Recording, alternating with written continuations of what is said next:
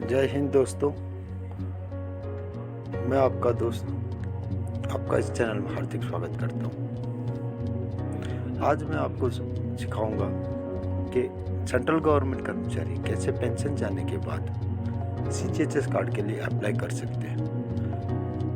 मैं आपको practically online apply करके सिखाऊंगा। तो चलिए शुरू करते हैं। सबसे पहले तो इसमें कौन कौन से डॉक्यूमेंट चाहिए मैं उसकी जानकारी दे देता हूँ। एक चाहिए आपका attested copy of PPO pension payment order, photo ID cards proof of pensioners and all dependent members, address proof that means Aadhaar card, और last fix medical allowance not drawn certificate from the bank. Means आपको bank से ये certificate लाना है कि हमको medical allowance नहीं दिया जा रहा है। और जो फोटो आईडी होगा उसमें आप आधार कार्ड या पैन कार्ड किसी को भी आप दे सकते हैं। इसके अलावा पेंशनर्स एंड उसके जितने भी आश्रित सदस्य उन सभी का पासपोर्ट साइज का फोटोग्राफ इसमें आवश्यकता होगी, जो कि लास्ट में हमको फॉर्म भरने के बाद ज़रूरत पड़ेगी। चलिए अब हम आगे चलते हैं। गूगल में जाके सबसे पहले हमें साइट ओपन करना है और सीजीएचएस पेंशनर कार्ड के लिए हमको cghs.nic.in वेबसाइट सिलेक्ट करना है, जिसके ऊपर ये CGHS ministry of health and family welfare government of India की साइट ओपन हो जाएगी। इसके बाद जैसे ये इनकी जो एक्टिविटीज़ होती है वो सब आता है, तो हम इसको कैंसिल कर देंगे। तो यहाँ सीजीएचएस वेबिनार की डिटेल्स है, कब है क्या है कार्ड। ये राइट साइड में जो 3 लाइन्स हैं हमको उसको क्लिक करना है। यहाँ क्लिक करने पर ये फॉर्म आ जाएगा, इसमें अप्लाई प्लास्टिक कार्ड सिलेक्ट करना है। उसके बाद एंटर मोबाइल नंबर। जब मोबाइल नंबर पूछता है तो यहाँ पेंशनर का अपना मोबाइल नंबर लिखा जाना है, जिस पे ओटीपी आएगी तो वही मोबाइल नंबर लिखें कि जो आपके आसपास हो और जो परमानेंट हो। उसके बाद यहाँ कैप्चा लिख दीजिए। कैप्चा लिख के जनरेट ओटीपी किया जाना है, जिससे हमारे मोबाइल पे ओटीपी आ जाएगी। और जो ओटीपी आएगी, जैसे मेरे मोबाइल पे ये ओटीपी आ गई है, ये ओटीपी को ओटीपी में भर के लिख के वेरीफाई किया जाना है। जब आप वेरीफाई करोगे तब apply online form plastic card आ जाएगा। यहाँ हमको अप्लाई हियर करना है, जिसमें new employ pensioners who are not CGHS beneficiary लिखा है। इसी में हमको अप्लाई हियर करना है, जिससे हम पेंशनर और सर्विंग कार्ड दोनों के लिए अप्लाई कर सकते हैं। लेकिन अगर हम पेंशनर हैं तो हम पेंशनर की डिटेल भरेंगे। जो व्यक्ति पेंशन आया है उस कार्ड होल्डर का अपना नाम इंग्लिश में लिखना है, सही तरीके से लिखना है। जैसे पेंशन पेमेंट ऑर्डर में आपका नाम लिखा हो उसी प्रकार से यहाँ नाम लिखना है, कोई गलती नहीं करना है।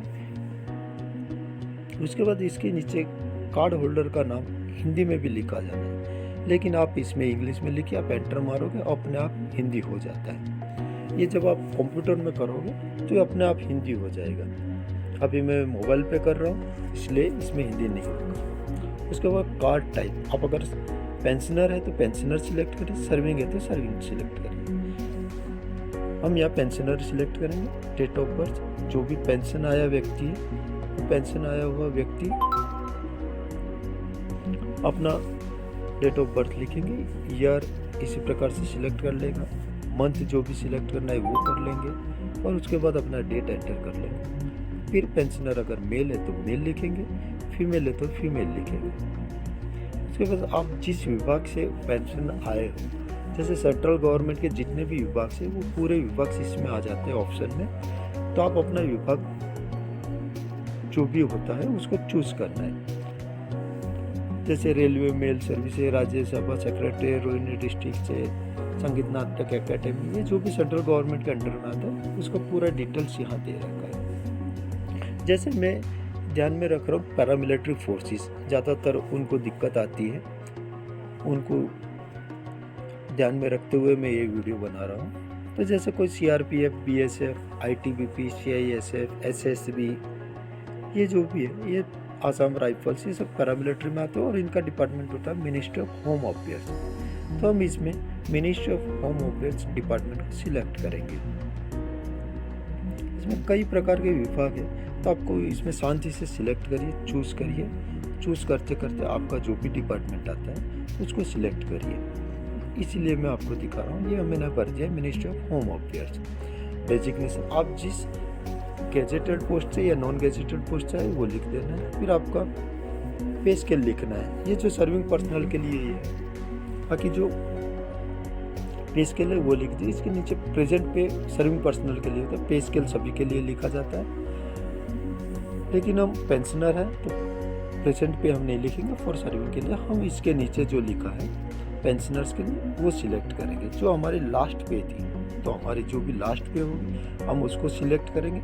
उसके बेस पे हमको CGHS कार्ड पे पेंशन आने के बाद जो भी फैसिलिटी मिलती है वो तय होती है। जैसे 47,000 के बिलो, अगर 47,600 के बिलो है तो आपको जनरल वार्ड मिलेगा।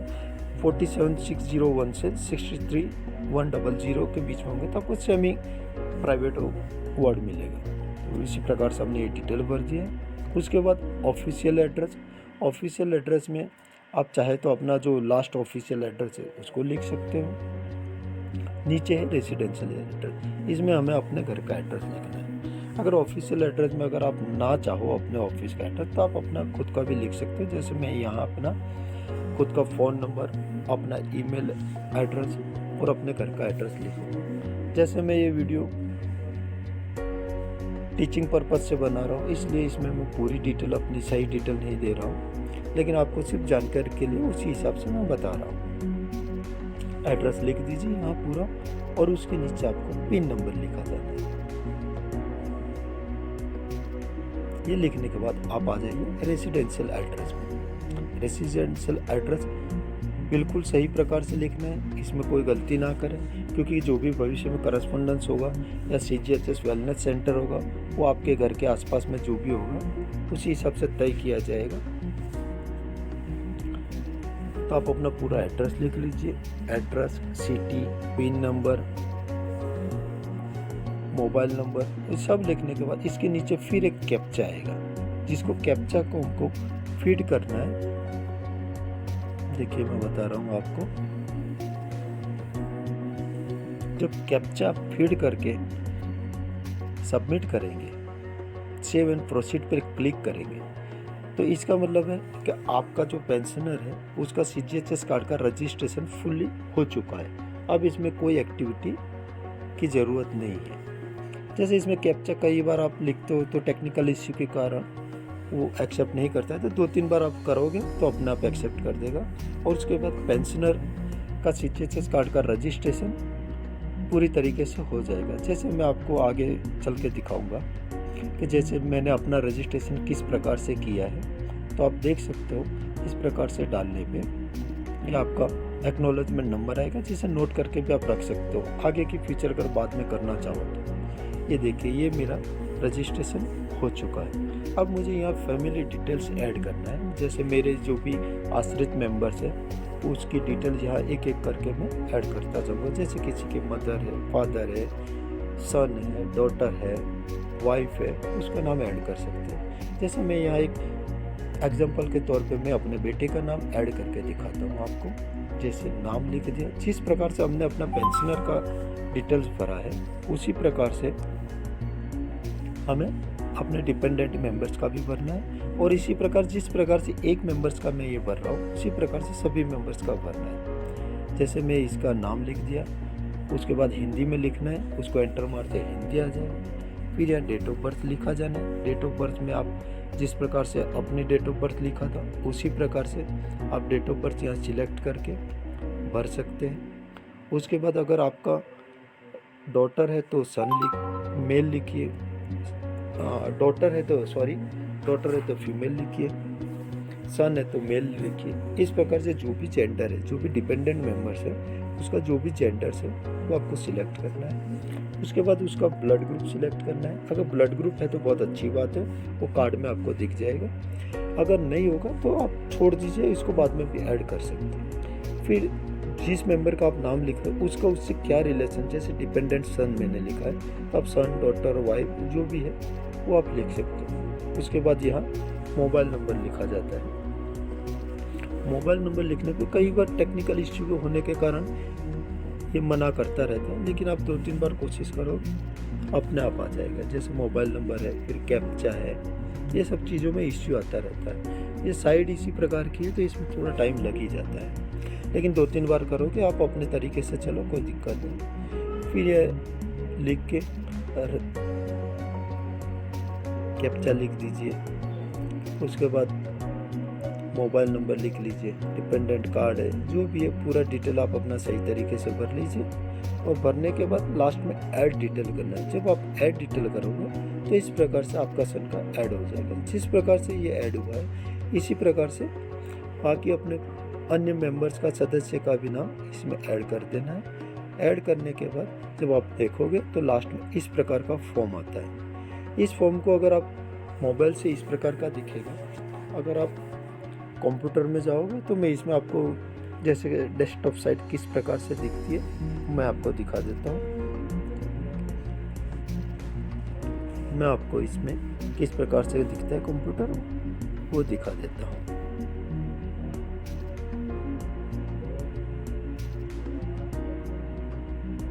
ये राइट साइड में जाकर डेस्कटॉप साइड मैंने कर दिया, इस प्रकार से ये दिखेगा। और इसमें जो नीचे फोटोज है इसी फॉर्म्स को हमको डाउनलोड कर देना है और उसी में हमारी पूरी डिटेल आ जाती है। इसमें जितने मेंबर्स है उसका नाम वगैरह आ जाता है। ये नीचे जो 17 नंबर कॉलम है उसमें हमको ये जब फॉर्म डाउनलोड करके इसमें सभी मेंबर्स का फोटो लगाना पड़ता है। फोटो लगा के नीचे सिग्नेचर ऑफ पेंशनर की सिग्नेचर ऑफ साइन करानी होती है। चलिए दोस्तों, अब CGHS में किस प्रकार से वन टाइम पेमेंट किया जाता है वो मैं आपको दिखाता हूँ। इसके लिए सबसे पहले गूगल में जाके bharatkosh.gov.in पे जाना है, जिससे ये पेज ओपन हो जाएगा। इसमें एक ऑप्शन होता है क्विक पेमेंट के ऑप्शन में जाना है, जिसमें सबसे पहले डिपार्टमेंट चूज करना होता है।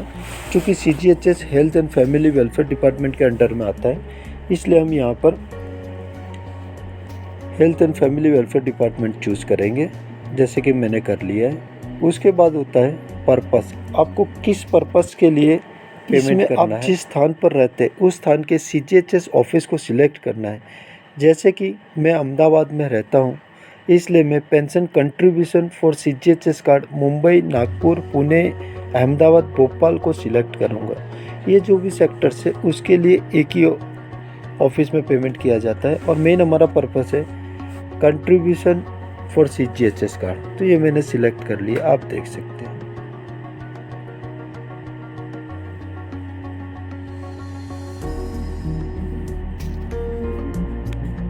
इसके बाद नेक्स्ट सिलेक्ट करना है।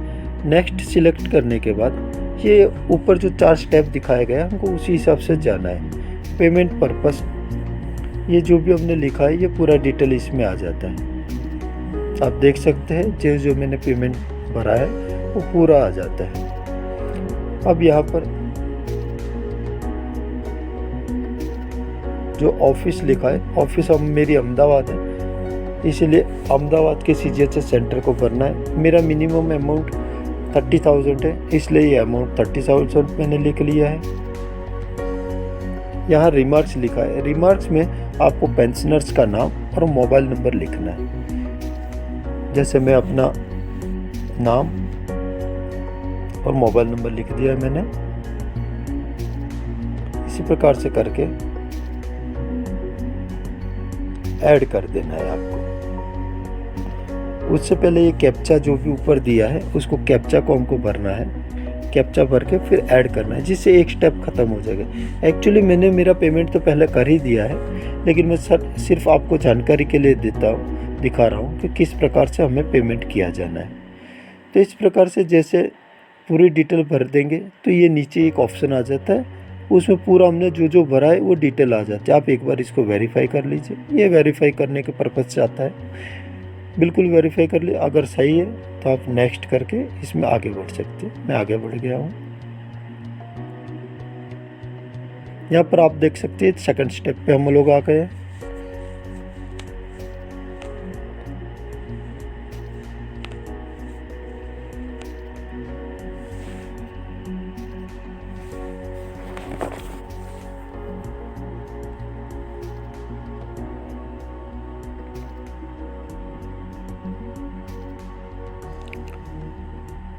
जो जो डिटेल्स मांगी गई है वो डिटेल्स एक एक करके भरते जाना है। जैसे मैं यहाँ भर रहा हूँ।